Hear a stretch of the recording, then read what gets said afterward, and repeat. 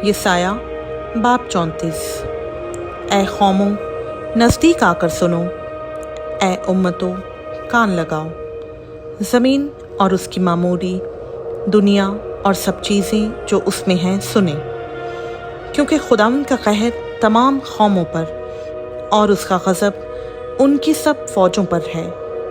उसने उनको हलाक कर दिया, उसने उनको ज़बह होने के लिए हवाला किया और उनके मख्तूल फेंक दिए जाएंगे, बल्कि उनकी लाशों से बदबू उठेगी और पहाड़ उनके लहू से बह जाएंगे और तमाम इजराम फलक गुदाज हो जाएंगे और आसमान तूमार की मानंद लपेटे जाएंगे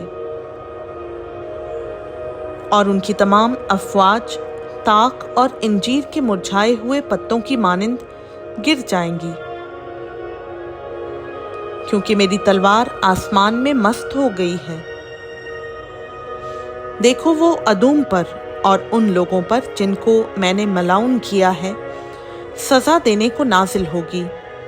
खुदावंद की तलवार खून आलूदा है, वो चर्बी और बर्रों और बकरों के लहू से और मेंढों के गुर्दों की चर्बी से चिकना गई, क्योंकि खुदावंद के लिए बुसराह में एक कुर्बानी और अदूम के मुल्क में बड़ी खून रेजी है। और उनके साथ जंगली सांड और बछड़े और बैल ज़बह होंगे और उनका मुल्क खून से सैराब हो जाएगा और उनकी गर्द चर्बी से चिकना जाएगी, क्योंकि ये खुदावंद का इंतकाम लेने का दिन और बदला लेने का साल है, जिसमें वो सयून का इंसाफ करेगा और उसकी नदियां राल हो जाएंगी और उसकी खाक गंधक और उसकी ज़मीन जलती हुई राल होगी, जो शब रोज़ कभी ना बुझेगी। उससे अबद तक धुआं उठता रहेगा, नस्ल दर नस्ल वो उजाड़ रहेगी। अब्दुल्लाबाद तक कोई उधर से ना गुजरेगा, लेकिन हवासिल और खारपुश्त उसके मालिक होंगे। उल्लू और कव्वे उसमें बसेंगे और उस पर वीरानी का सूद पड़ेगा और सुनसानी का साहुल डाला जाएगा।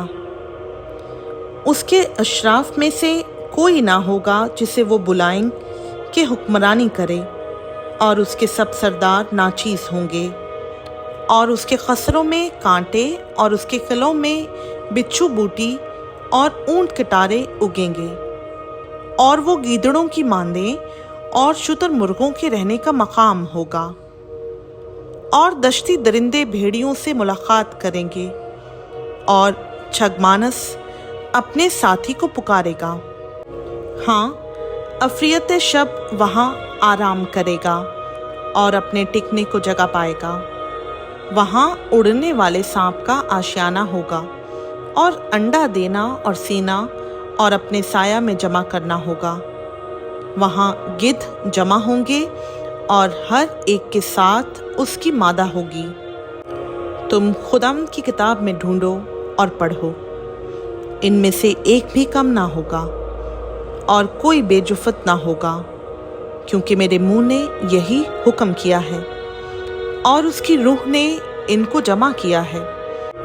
और उसने इनके लिए खुर्रा डाला और उसके हाथ ने इनके लिए उसको जरीब से तकसीम किया, सो वो अबद तक उसके मालिक होंगे और पुश्त दर पुश्त उसमें बसेंगे।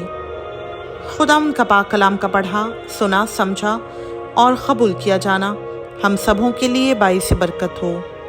आमीन।